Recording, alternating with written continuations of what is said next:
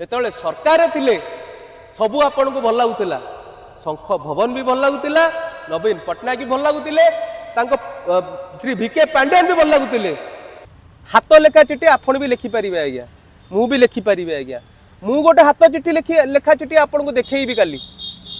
ଯେ ପ୍ରଭାତ ବାବୁ ଟିକେଟ ପାଇଁ ମତେ ଆପ୍ରୋच କରିଥିଲେ। ତା ବୋଲି ଏଇଟା କଣ ସତ ଆଜ୍ଞା? ଏଥିରେ ସତ୍ୟତା ଅଛି? हाथ लेखा चिठी आपण आज्ञा कौन जानना जी सी चाहिए गोटे हाथ लेखा गप लिखिदेव आज्ञा क्या भुआ बुलाऊँ आज्ञा समस्ते जानी आपण निर्वाचन मंडल आप 15 कोटी टंकार बिक्री होती दिलीप राय पाखे जदि आपण स्वाभिमान थिला 19 मसीह आप पुओ कहीं टिकेट लबी करके पांड्यान नवीन पट्टनायक बबी दास को गोड़ तले आप पढ़ुले 24 मसीह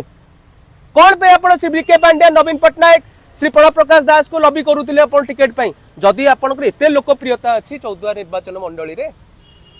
ताले आप गोटे काम कले टिकेट को चिरी देलेनी इंडिपेंडेंट लड़ेलेनी आपण पुओ को सेतबेले जानी थांतु आपण पुओ स्वाभिमान आपण स्वाभिमान जेतबेले सरकार थिले सबू आपण को भल लागुतिला शंख भवन भी भल लागुतिला नवीन पट्टनायक भी भल लागुतिले तांको श्री बीके पांड्यान भी भल लागुतिले आपण जानिसंती तांको पुओर बाहागर होइतिला इलेक्शन हारिला परे 24 मसिया परे आपण देखिसन से रिसेप्शन पार्टी से कहा को डाकितिले श्री बीके पांड्यान को से पर्सनली इनवाइट करथिले श्री बीके पांड्यान सेठी जोगो देइथिले आज्ञा आज्ञा गोटे लोक सबु बेले भलो थिला किंतु जेतेबेले 15 कोटी टंका पाई गले सेतेबेले लोकटी खराब हे जीवनी का भारतीय जनता पार्टी परा देइची 15 कोटी ताका एजेंडा कोन ताका एजेंडा होची तमिल एजेंडा तेणु ये जदि बीके पांड्यान को टार्गेट न करिवे प्रणव प्रकाश दास को टार्गेट न करिवे आ त को हिसाब रे भारतीय जनता पार्टी तांको दल रे शामिल करिवो ओडिसावासी संपूर्ण भाबे जानि सारलेनी बाप पुओ उभय बिक्री हे सारिसंती 15 कोटी टंकारे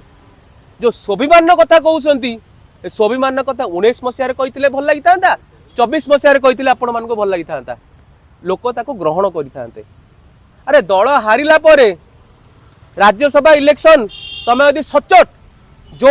बिजु जनता दल तुमको खाइबा को देइछि परिचय देइछि तम पुओ को 2 थर एमएलए करिछि तमर जेते राग थाउ जे कोनसी नेता उपरे